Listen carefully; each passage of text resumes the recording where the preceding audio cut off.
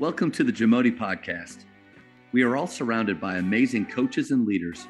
So let's get an inside look at not just what they do, but how they do what they do. After all, becoming the best versions of ourselves is JAMODI, just a matter of doing it.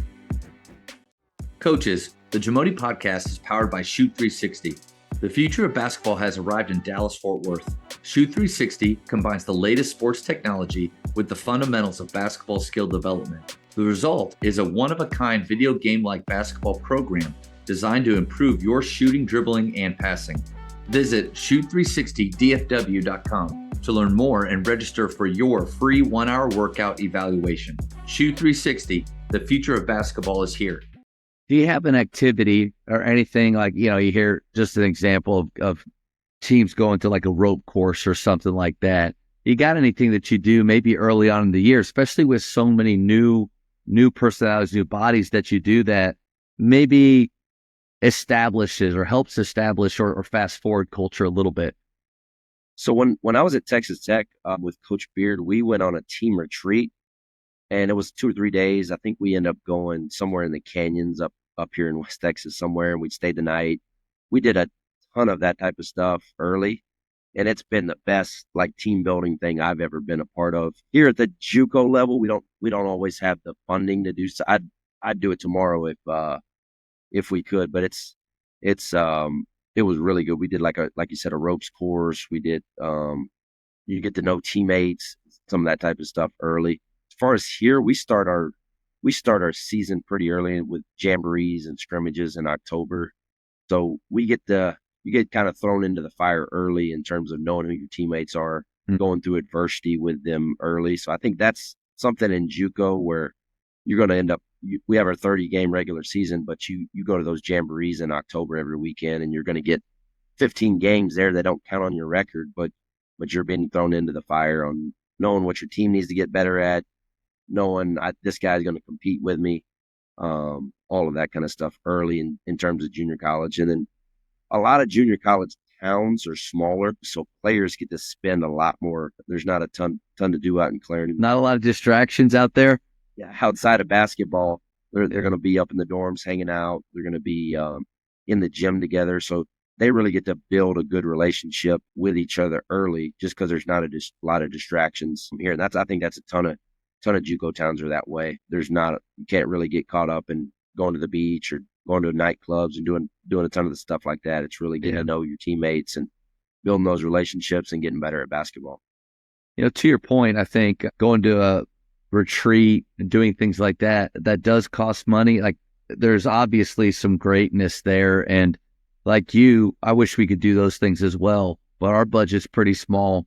I'm constantly trying to find or think of, goes back to maybe what we talked about with those thousands of little things, ways that for free with just time that we can enhance our togetherness, our culture, help the guys to get to know each other better. And if you don't mind, I'd like to share one quick thing is we do an IUE talk, and I got this from TJ Rosine at Emmanuel. And so we do it probably, I like to do it. I would do it every week if I could, but every 3 or 4 weeks throughout the season. But group together in a circle, start with anybody, but there's 3 things that every player has to discuss. The first is the I, something that they see in themselves that they're proud of, because I don't know. I don't know if you were the same way, but I think sometimes as a player, even as a coach, if I was to say, what are some things you suck at or you're not pretty good at right now, that'd be easy. Like I could fill that out real quick. But to actually say something that, I've been working in this area in my life or with my game, and I've seen improvement, I'm proud of it. So they say a Y or an I first, and then it's a U. So they kind of scan the room and they find one of their teammates that they have seen improvement in them. There's something that their teammate has done that's really like maybe with their communication, maybe with their level of hustle. Maybe they've stayed after a lot and to work on their shot, and now they're starting to knock it down. And so there's a couple things with the U that I really like as a coach. One is to get the players to zoom out from themselves and to really start to watch or think about their teammates. But then I also like to hear what my players are thinking about each other, like what Johnny sees in Billy that may be something that I needed to know or needed to hear, or I could pay attention to. And then the last one is a we, and it's a way that player sees our team growing, coming together. Obviously they are geared toward positive things, but those three things around the circle, and then assistant coaches and myself in it as well. Golly, I don't care what our record is, how we've been playing. We always seem to feel pretty good about the path that we're on as a team. And I believe that that's a way for us to enhance our culture. Didn't cost anything. Right. No, I like that. That's actually, I think we did something very similar at the retreat, something like that. And that's something I'll probably add to my bag to run with one of my teams. TJ Rosine, man, he's one of the best, in my opinion, one of the best culture guys. He's a big PGC guy, and borrowed that from him. I'd love to hear, okay, now getting more to maybe the program and basketball side of things. What's one thing that makes your program unique or different? In terms of uniqueness, I think probably my relationship with the players as a head coach. I think that's something very important. I know there's some coaches out there that want to show up right before practice, coach the team, and the assistant coaches are the ones that kind of have the relationship, knowing what's going on. Love watching film with guys to kind of ask what they think. I want to hear their opinion on the play before I go telling them what they did wrong or what they did good, and kind of see their point of view. Hey, why'd you take this shot? What did you think about this play? Why weren't you here? Versus like just telling them what they're supposed to do. So I think relationship with players is important. There's definitely going to be schools where in the recruiting process, you can have nice facilities, you can have more NIL at places, not necessarily the JUCO level, but I think at the end of the day, players really want a good relationship with the head coach, knowing that you trust them, being on the same page. Like, I think it's important for everybody on the team to know what the head coach thinks is a good shot. I want everybody to know our philosophy versus, hey, I'm open, I need to shoot this. So I think individual film is important. Individual workouts. I know some head coaches are more of a team practice. Obviously, that's important, but I think working out with players individually on what they need to get better at and trying to help them get better at it. I saw Brad Stevens had in the article that when a player was struggling, he would go work out with them individually and then try to help them get on track. So I think no matter what school I'm at, I think that's something I'd like to carry wherever I go, is just having that individualized relationship, caring about what's going on in their lives, with their family, more than just, hey, I'm your coach. I'm here to coach you and put in plays for you and tell you what to do on the defensive end. Just have that, because I think you can coach them harder when you have that relationship, but you can also, every single kid's different. You just can't have a cookie cutter way on how to coach kids. I think the more you have that relationship, knowing what's going on in their life, the more you can bring out of them, making them a better player. Going to watching film, is it you have clips that you've already chosen for that guy, or do you watch larger chunks of time, maybe a little bit of both the time, but what do you typically like to do? I like to not waste times or kind of bore them. I like to have the clips already ready. We film every practice. All of our games are filmed. So Synergy breaks them down for us. So by the next day, it's broken down. But even our practice, I'm going to go home and watch it, and I can cut up. Sometimes I might show them up some practice film with somebody else who's doing things the wrong way or right way on, hey, this is how you're supposed to get over this screen, or hey, this is the right read off this ball screen, things like that. But I think it's a way to get them in your office, get them communicating with you, knowing what they like offensively too. That's something Coach Beard did really well, in my opinion, too. He'd always ask players, if this is the last second shot, and where do you feel most comfortable getting? Where do you like the ball? Where do you think your game is to score? That way you may think this is what the guy likes to shoot it at, but just getting them in comfortable spots where they feel confident scoring, something I like to do as well. You mentioned basically using the question method when you're sitting with those players, and at what point did you start doing that? Have you always done it? And I asked that because early on in my coaching career and career when I was younger, it was, let me just tell you exactly what I see. You take it as coaching and then go. but then learning along the way that if I can help players come to those conclusions themselves, that one, they'll have more ownership, feel more ownership in their game, in the decision making, and actually help them to learn better than me just telling them something. Where did you get that from, or have you always had it?